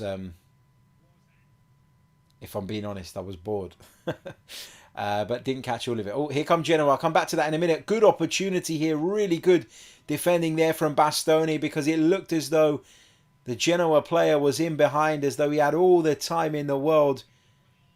And Bastoni recovered brilliantly. Clean tackle. Fair tackle. And a really big one. Here come Inter on the attack again, given away though. It will go all the way back to Sirigu. But no, back to your question. No, I don't really watch French football, to be honest. I might watch a bit more now with Leo Messi heading over to Ligue 1, but I've never really been into French football. I like certain aspects of it. I like the atmospheres in some of the grounds. I think it's fantastic. Marseille, Saint Etienne in particular, two teams I really like. But no, I'm not big on French football. Never really have been, and I find it's hard to spread yourself too thinly across loads of leagues if you want to be really into them. I always keep an eye on scores. I keep an eye on the scores all over Europe, whether it's Portugal, whether it's the Greek leagues. I check into them, etc., etc. But yeah, I always check scores, but I won't say I watch them religiously. I don't. That'd be a lie. What made you get into Italian football? I guess it's my kind of age group, because I don't know if you guys remember. I don't know if you guys are old enough to remember the Football Italia days on Channel 4. I used to absolutely love that. James Richardson as well, brilliant. And to see him now presenting the Italian football is quite special, isn't it? Here's Satriano. I'll come back to that in a moment, but he's dispossessed. Don't worry, we can continue rambling. But yeah, I just loved it from a really, really young age. And as I say, I like the history of it. I like the tradition of it. I love the fact that there are so many big clubs.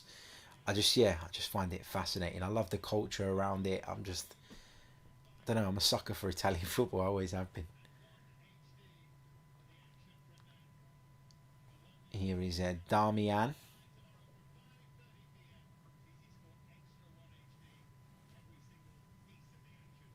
Now it's with De Vrij. Oh, I think we've got a goal somewhere. Sassuolo have a third. It's Verona 1, Sassuolo 3. Still no signs of a goal in that Brighton game, though. For God's sake, that's going to mess me right up in my predictions league, because, as I said to you guys previously, Adam McCullough has a perfect score on that one, which puts him above me by a few points going into tomorrow and Monday. I suspect if I'm going to win it this week, I'm going to need Arsenal to do something for me in that game against Chelsea, because I'm just looking at the rest of the guys' predictions, and I'm the only person that hasn't put Arsenal to get beaten by Chelsea. So if I can get that result right and the others don't, then that will earn me a few extra points as well. What have we got here?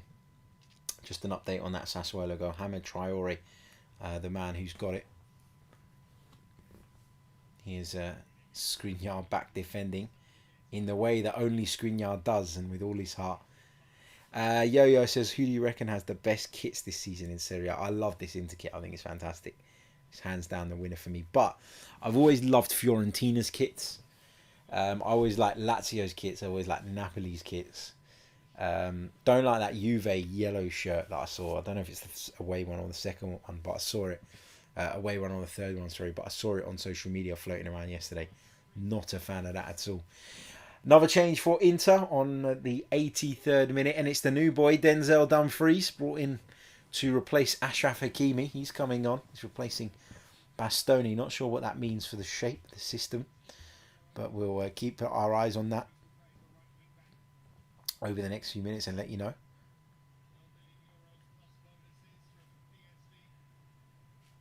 Is he going on the right? Yep, he's gone over to the right-hand side. Will he play as one of the centre-backs, though? Because trying to see where it fits in, or no, I think Darmian's come over to the left, and he's gone out to the right, if I'm not mistaken.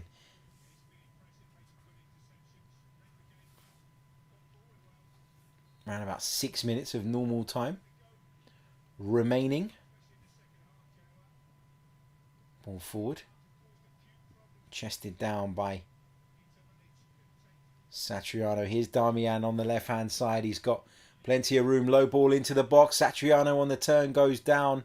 Might have felt he was fouled there. Didn't appeal for it with any real intent, though, I've got to say. Move broke down, but Inter come again. Here's Di Marco. Now it's with Vidal on the left. Di Marco once more. He goes all the way back to De Vrij in the heart of the defence. He plays it square to Skriniar. Vecino into Dumfries. Couldn't get it under control. Inter says, is Boovy the same off camera? Boovy's a lot quieter off camera. When I've met him anyway. I don't know him that well. Like we do a lot of the 90 min show. So like we might see each other for like 15-20 minutes before we actually start filming. And 5-10 minutes afterwards. But yeah, he certainly keeps himself to himself a lot more off camera, I would say. But yeah, I don't know him as well as some of the others do. Next time you're on 90 min, ask Hainsey. He knows him the best. I guess he could tell you with a little bit more accuracy. Here's Vidal.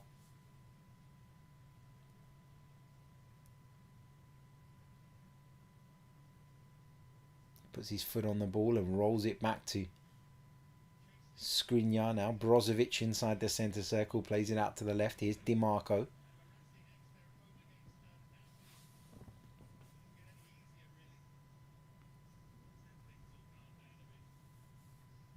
Here's Vidal.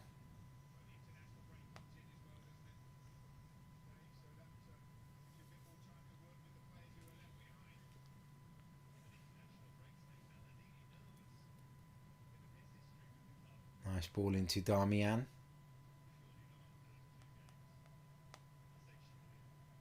It's all settled down here now in this one. It's really slowed down. It's really died a slow death. Getting to find the fourth goal. Here we go. Inter says, would you ever go on the kickoff? If I was asked, I'd go, yeah. Why not?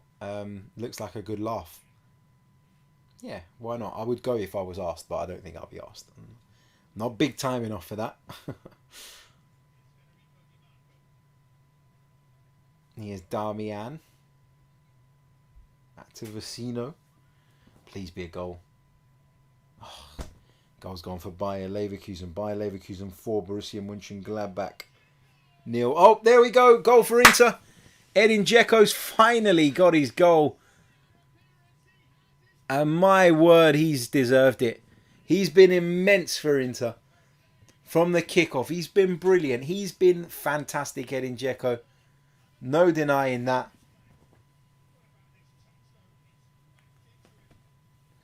We'll have another look at the goal. 87 minutes on the clock. It's Inter 4, Genoa 0. Comprehensive victory for the Serie A champions. And when people were looking for them to make a statement after the departure of Conte, having lost Hakimi and Lukaku, they've done exactly that on the opening weekend.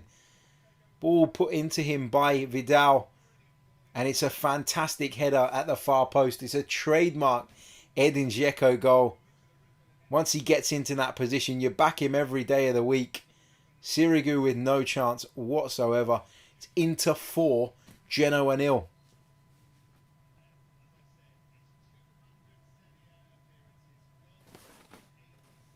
200 Serie A appearances for Edin Dzeko. And what a way to cap it off with a typical, trademark, if you like, Edin Dzeko goal at the far post.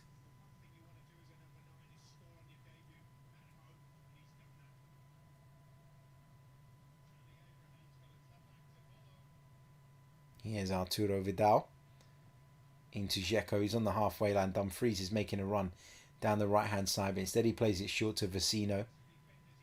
Here is Dumfries now. Can he take on his man? No, he won't. He'll just roll it back as Inter look to run down the clock.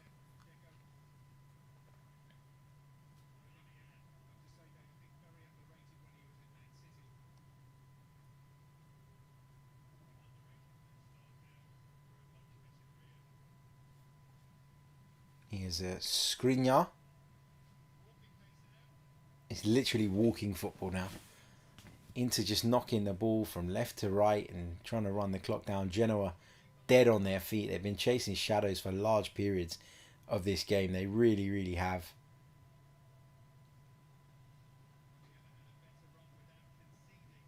Hope you guys have enjoyed the Saturday night football.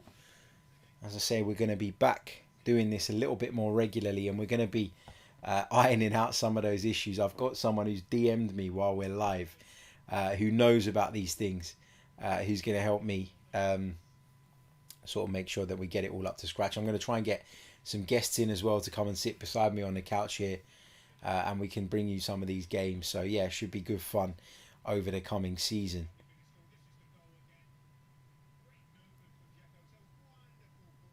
Just watching that Dzeko header again. It's a perfectly timed jump.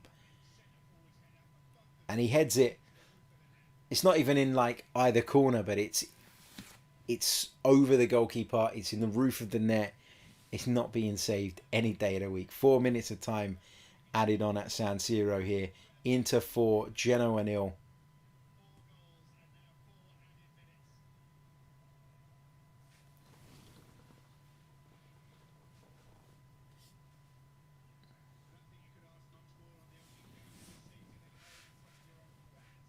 Inter, first game of the season, without Lukaku, without Achraf Hakimi, without Antonio Conte, with a new manager at the helm. They've managed to really make a statement and really prove to everybody that they're going to be perhaps not quite as formidable, but just as much in the title race as they were last season. This time around, fantastic account of themselves given today. No question about that.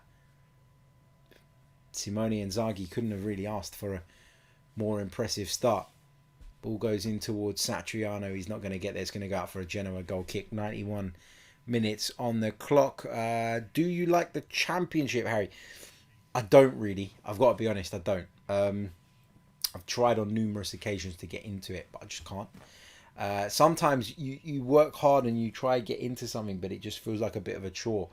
And you need something to kind of motivate you or to kind of pull you in. And the Championship doesn't really do that for me. It's finished 2-0, by the way, between Brighton and Watford. So 2-0 to the host, which isn't good for my Predictor League. But there's still time to turn it around between now and the end of the weekend. And of course, we've got that game on Monday night as well, haven't we? Which should be a very decent watch between West Ham and Leicester. Fans back at the London Stadium. I mean, they moan about the London Stadium all the time, but I'm sure they'll be delighted to be back this time around. Here is Vecino in midfield for Inter. Just a couple of minutes of stoppage time remaining. This game dying a slow death at the moment. But Inter, to be fair to them, still looking to take the ball into attacking areas. Ball goes into the box from Di Marco, headed clear. Genoa will look to work their way up the field, but they're being pressed quite high up the pitch. Really aggressive from Inter in terms of their pressing. I think that's something they do they look to be doing a little bit better under Simone Inzaghi than what they were doing under Antonio Conte, although, very small sample size to go by. Referee's blown up for a free kick there that's going to go Genoa's way. Vecino making the foul, and he's already been booked, remember, so he's got to watch his step. Dramatic 12 says, hey Harry, what's more competitive, Liga MX or the MLS? I hear good things about Liga MX, by the way. Again, it's a league that I'm not into. It's a league that I don't really watch. And, if I ever got into a place where my work took me there, where I'd be, not took me there as in physically there, but as in takes me there in terms of paying a bit more attention to it, then I probably would.